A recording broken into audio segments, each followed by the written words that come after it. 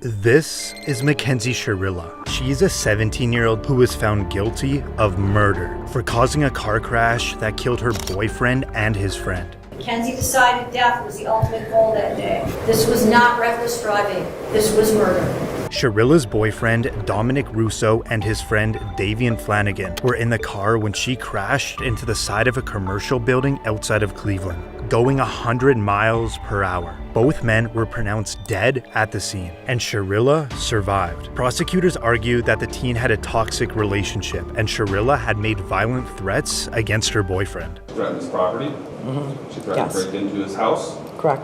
Reportedly, she crashed her car on purpose because she wanted to kill her boyfriend, and that his friend was just collateral damage. The prosecutor said the intent was obvious upon seeing that video, that there was only one goal. You see her driving very calmly and making the right turn, and then all evidence indicates she immediately put the pedal to the metal and drove straight into a building at 100 miles per hour. I think those really demonstrated to us that this was no accident. And a few days before the crash, she allegedly took the same route to plot the crime. This is where the judge now finds her guilty. Count 1. Finds the defendant, Mackenzie Sherilla, guilty of murder, to wit Dominic Russo. She now stands up to be placed in handcuffs as she continues to tear up. Count 2. Finds the defendant, Mackenzie Sherilla, guilty of murder, to wit Davian Flanagan. Sherilla now has a moment to speak before her sentencing. The families of Dom and Davian, I'm so deeply sorry. I hope one day you can see I would never let this happen or do it on purpose. I wish I could remember what happened. I'm just so sorry. I'm heartbroken. There was no medical condition that caused this as an accident. There was no mechanical failure of the car. A failed suicide attempt is not a defense to murder. There's a very good likelihood, Mackenzie, that you will spend the rest of your life in prison. She's sentenced on count 1, 15 years to life. Count 2, 15 years to life, to be served concurrent to each other. The judge just sentenced her to 15 years to life in prison. This is Aiden Fucci, who pled guilty in court for the murder of his classmate when he was only 14 years old. We're having fun in a cop car. Yep.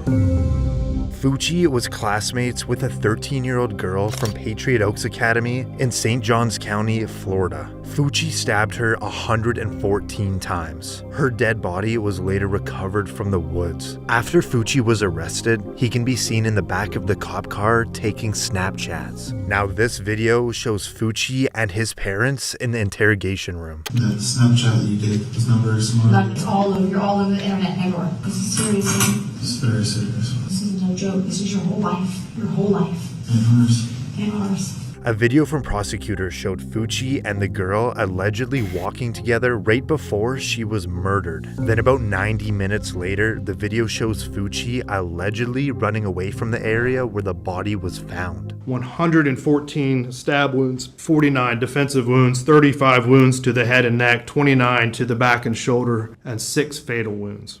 After Fucci pled guilty to first-degree murder, the judge now hands down his sentence. Having entered a plea of guilty to the crime of first-degree murder, I sentence you to life in prison. Because of your age, you are eligible for review of the sentence in 25 years. After Fucci was sentenced, he stood still with a little movement. This is Willard Miller and Jeremy Goodale, and at just 16 years old, they are both charged for the murder of their high school Spanish teacher. Reportedly, it was over a bad grade. We then moved her off of the trail, where I then struck her, and she died as a result. Miller and Goodale went to Fairfield High School in southeastern Iowa. Nohema Graber was the Spanish teacher at the school, and Miller was one of her students. After he received a bad grade from Graber, he and his friend Goodale planned to kill her. We discussed general plan. I'll stand up here, look out, wait for Ms. Graber to show up. Graber went for her usual walk at Chattawaka City Park.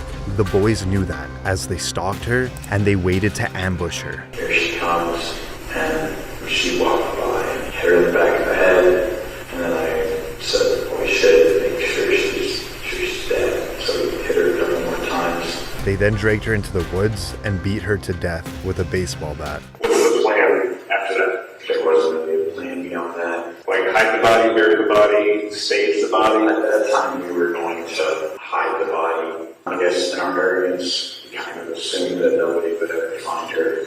Not long after, both boys were arrested. Court documents allege that the witness who knew Goodale showed law enforcement Snapchat messages that showed Goodale and Miller's involvement in the murder. One of the Snapchat messages saying, "Point of view, you're my Spanish teacher, and this is the last thing you see," followed by, "Time to hide a body." Jeremy Goodale would later plead guilty and testify against his best friend Miller. I understood that he had the intent to kill Mrs. Graber. What is your plea to murder in the first degree, guilty or not guilty? Guilty. This is the moment that Goodale gets to speak before his sentence. I've had time to think on what to say, and I'm sorry, truly sorry. Every day I wish I could go back and stop myself.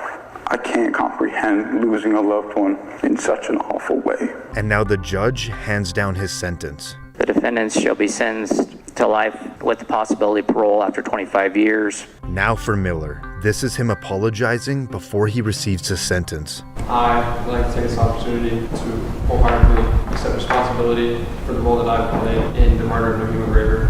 To the family, I'm sincerely sorry for the distress that I've caused you and the devastation, and I ask that I'm given a chance, and I don't want to be institutionalized. I don't want to be in so long that I forget about what matters, where I come from, and I look forward to getting through this.